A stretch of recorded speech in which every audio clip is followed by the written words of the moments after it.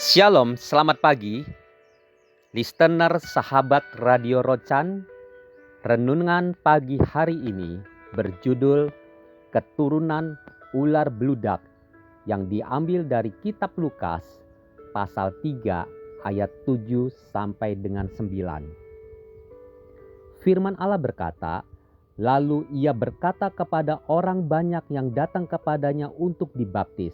Katanya, "Hai kamu keturunan ular beludak, siapakah yang mengatakan kepada kamu supaya melarikan diri dari murka yang akan datang? Jadi, hasilkanlah buah-buah yang sesuai dengan pertobatan, dan janganlah berpikir dalam hatimu, Abraham adalah bapa kami, karena aku berkata kepadamu, Allah dapat menjadikan anak-anak bagi Abraham dari batu-batu ini. Kapak sudah tersedia pada akar pohon, dan setiap pohon yang tidak menghasilkan buah yang baik akan ditebang dan dibuang ke dalam api."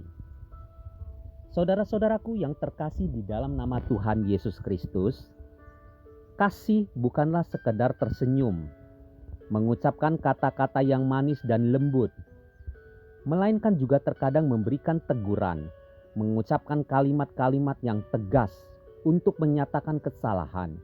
Karena kasih bukanlah berarti menyetujui setiap pandangan, melainkan menegur dan membawa setiap orang ke jalan yang benar. Hanya kasihlah yang memberi kita keberanian untuk peduli terhadap orang lain yang melakukan kesalahan.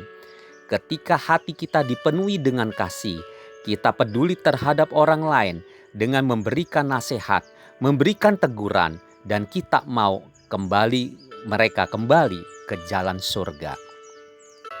Siapa saja yang dikategorikan keturunan ular beludak dan apa ciri-cirinya?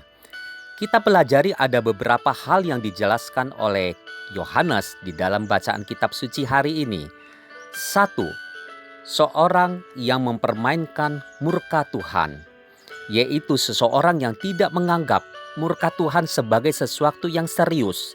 Seseorang yang menganggap murka Tuhan sebagai permainan belaka. Alkitab dengan tegas mengatakan, jangan sesat. Allah tidak membiarkan dirinya dipermainkan, karena apa yang ditabur orang, itu juga yang akan dituainya. Jadi Alkitab mau menjelaskan dan menekankan kepada kita bahwa memang benar Allah kita adalah Allah yang panjang sabar, murah hati, dan berlimpah kasih setia, tetapi sekaligus juga tegas, menjatuhkan murka dan takkan membiarkan dirinya dipermainkan.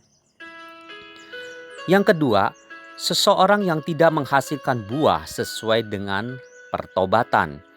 Hidup Kristen haruslah menghasilkan buah pertobatan. Ada 2 jenis buah pertobatan. Pertama, buah roh, di mana hidup kita penuh kasih, sukacita, damai sejahtera, tidak egois, sabar, dan semua sikap hidup yang baik yang menandakan ciri surgawi di dalam hidup kita. Buah pertobatan kedua adalah pelayanan, di mana lewat hidup kita bersaksi bagi orang lain tentang kasih Tuhan. Kita bersaksi bagi orang yang tidak mengenal kebenaran, bersaksi bagi orang yang sedang hancur hidupnya dan terseret di dalam dosa, sehingga lewat hidup kita orang lain diselamatkan. Yang ketiga adalah seseorang yang hanya memperhatikan sisi luarnya saja dari iman Kristen. Mengikut Tuhan tidak bisa hanya di kulitnya saja, melainkan harus dengan segenap hati, segenap jiwa, dan segenap hidup kita.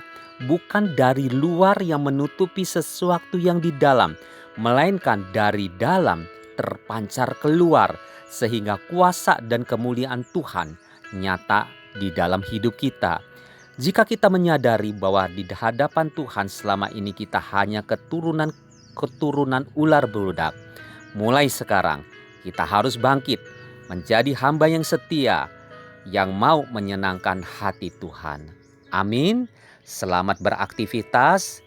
Sampai berjumpa pada besok pagi. Tuhan Yesus memberkati. God bless you.